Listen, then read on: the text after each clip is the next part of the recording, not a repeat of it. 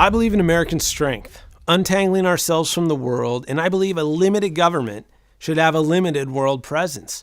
Senator Fisher has a losing record of voting yes to being the world's cop. She has armed multiple hostile enemies and has pushed us further into intervention around the world. My winning record and Senator Fisher's losing record on foreign policy is well documented.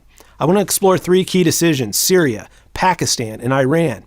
I've attached my documented timeline in the Watson for Senate YouTube channel as evidence. You know I took these positions while the decision was at hand. I took grief over my positions, but was right in hindsight.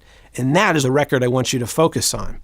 I do not support the rebel armament. Just from history, we've always made the wrong mistake by arming rebels. In 2014, I was the only Nebraska conservative against arming the Syrian rebels. I took grief because most people wanted war to happen and stop the aggression. Well, what happened? 70% of these rebels became jihadists. The moderate rebel force we thought we were building amounted to 5, and Senator Fisher had to realize that in her own committee hearing.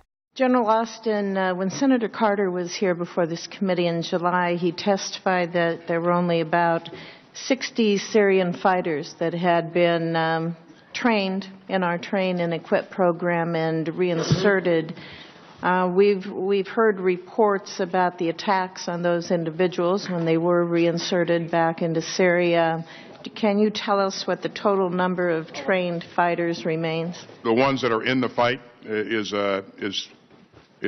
we're talking four or five.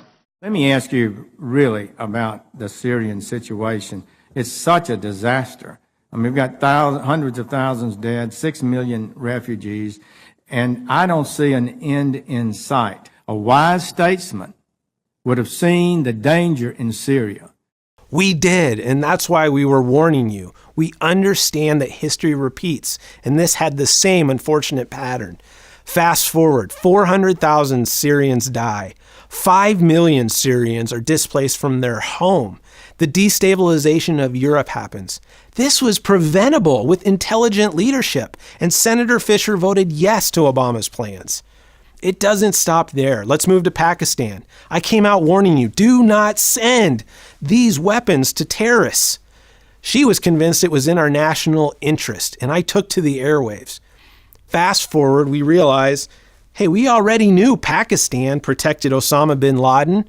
They gave refuge to Taliban fighters coming back from Afghanistan. We even knew the government had Haqqari terrorists inside working the system. She gave them weapons.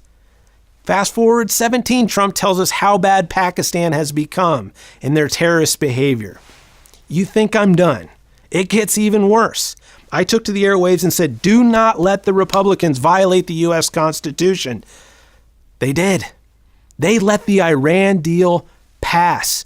Does anyone know the Constitution? It takes 2/3 of U.S. senators to approve of foreign treaties.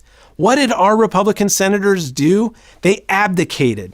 Senator Fisher and Sass even signed Tom Cotton's letter acknowledging the Iran deal was a treaty and subject to their review, but they backed down.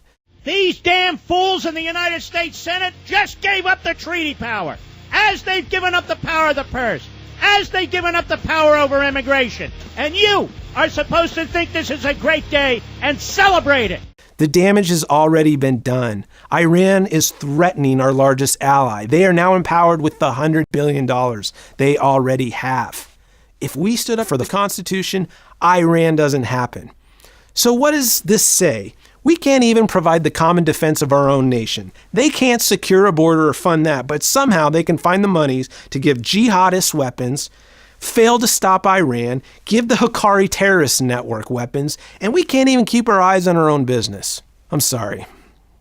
I possess discernment, restraint, an understanding of history, and I will make good, deliberate decisions for this country as far as our interactions with foreign countries.